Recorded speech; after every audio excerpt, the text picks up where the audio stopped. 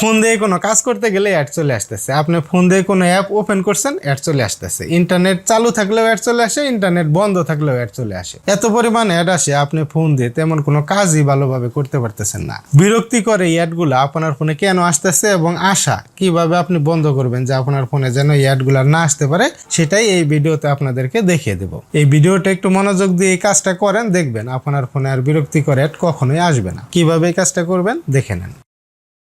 মাত্র 3টা সেটিংস করে আপনার ফোনে বিরক্তিকর অ্যাড আসা বন্ধ করতে পারবেন। প্রথম সেটিংসটা করার জন্য আপনার ফোনের সেটিংস অপশন ওপেন করবেন।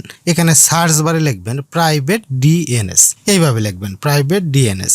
লেখার পরে আপনি সার্চ দিবেন। এখানে দেখতে পারবেন প্রাইভেট ডিএনএস এই অপশনটা চলে আসবে, এখানে একটা ক্লিক করে দিবেন। তারপরে প্রাইভেট ডিএনএস এই যে অফ লেখা আছে এখানে একটা ক্লিক করবেন। এখানে ক্লিক করার পর এরকম দেখতে পারবেন। আপনার এই বৃত্তটা হয়তো অফ যেখানে আছে এখানে থাকতে পারে অথবা অটোমেটিক এখানে থাকতে পারে।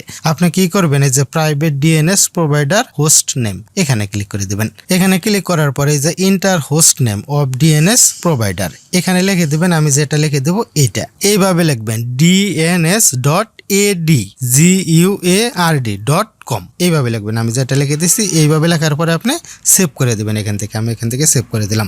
এই সেটিংসটা যদি আপনি করেন তাহলে দেখবেন আপনার ফোনে বিরক্তিকর অ্যাড আর আসবে না। দ্বিতীয় সেটিংসটা করার জন্য আপনার ফোনের ক্রোম ব্রাউজার ওপেন করবেন। আমি এখান থেকে ক্রোম ব্রাউজার ওপেন করে দিলাম। 3 ডট আইকন এখানে ক্লিক করবেন, তারপরে সেটিংস এখানে ক্লিক করবেন।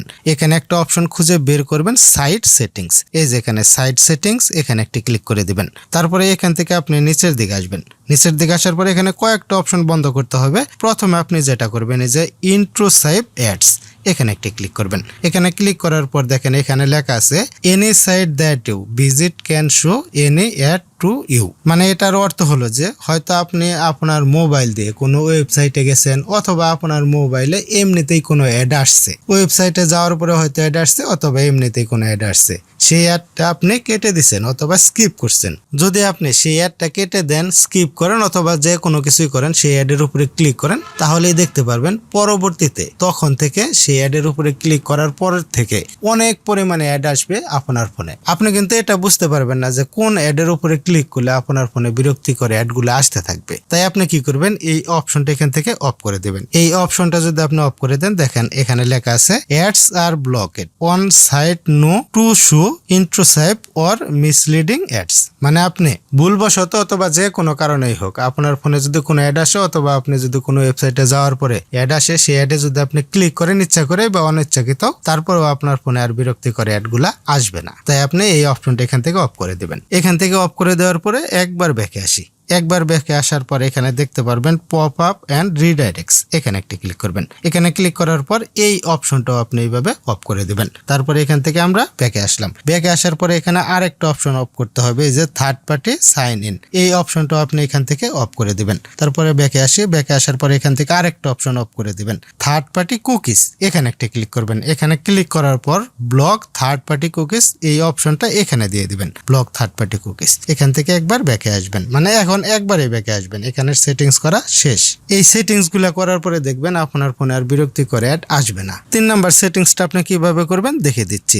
আপনার ফোনের সেটিংস অপশন ওপেন করবেন। সেটিংস অপশন ওপেন করার পরে আপনার ফোনে আপনি যে অ্যাপগুলো ইনস্টল করছেন অথবা আপনার ফোনের কোম্পানি থেকে যে অ্যাপগুলো ইনস্টল করে দিছে, কোন ফাংশনের মধ্যে সেই অ্যাপগুলো ইনস্টল করা আছে সেই ফাংশনটা আপনার খুঁজে বের করতে হবে। যেমন ধরেন আমার এই ফোনে লেখা আছে অ্যাপস, এই যে ডিফল্ট অ্যাপস পারমিশন ম্যানেজার। আপনার ফোনের মডেল যদি অন্যরকম হয় অন্যরকম লেখা থাকতে পারে, অ্যাপ ম্যানেজার লেখা থাকতে পারে, শুধু অ্যাপ লেখা থাকতে পারে, ডিফল্ট অ্যাপস লেখা থাকতে পারবে, পারমিশন ম্যানেজার লেখা থাকতে পারে, অথবা অ্যাপ্লিকেশন লিস্ট লেখা থাকতে পারে, অ্যাপ্লিকেশন ম্যানেজার লেখা থাকতে পারে, অথবা অ্যাপ্লিকেশন লেখা থাকতে পারে। মেন কথা হলো আপনার ফোনে যে অ্যাপগুলো ইনস্টল করা আছে সেই অ্যাপগুলো কোন ফাংশনের মধ্যে ইনস্টল করা আছে সেই ফাংশনটা আপনি ওপেন করবেন।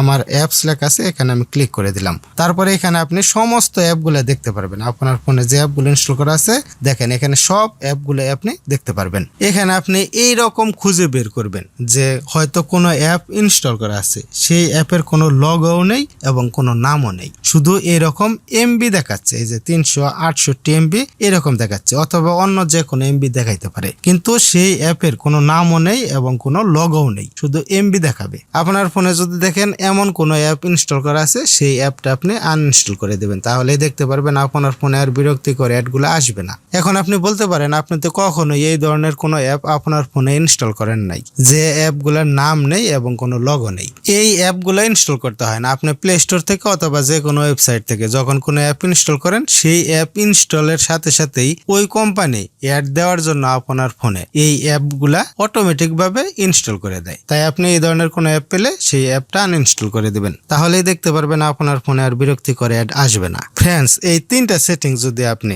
সঠিকভাবে করেন, আমি যেভাবে দেখাইলাম এইভাবে করার পরে দেখবেন আপনার ফোন থেকে বিরক্তিকর অ্যাডগুলো চিরদিনের জন্য বিদায় নেবে। এই 3টা সেটিংস করার পরেও যদি দেখেন আপনার ফোনে বিরক্তিকর অ্যাড আসতেছে, তাহলে আপনি কি করবেন? তাহলে আপনার ফোন ফ্যাক্টরি ডাটা রিসেট করবেন। ফ্যাক্টরি ডাটা রিসেট করলে আপনার ফোনটা নতুনের মতো হয়ে যাবে, তখন আপনার ফোনের সব সেটিংস গুলো ডিলিট হয়ে যাবে, তখন আর আপনার ফোনে বিরক্তিকর অ্যাড আসবে না। ফ্রেন্ডস, দেখা হবে অন্য নতুন কোনো এক ভিডিওতে। আজকের মতো এখানেই বিদায়। আল্লাহ হাফেজ।